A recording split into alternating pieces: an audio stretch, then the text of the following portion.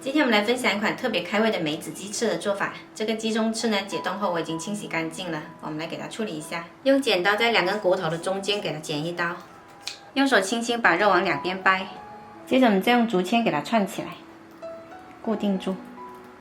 串好是这样的效果就好啦。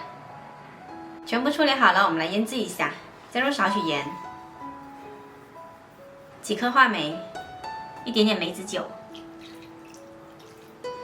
抓匀，腌制30分钟。鸡翅腌入味了，我们就可以下锅来煎。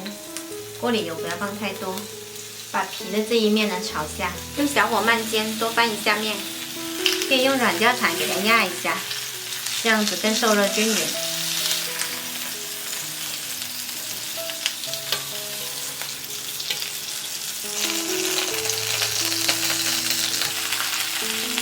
把2面煎到金黄焦脆就可以啦。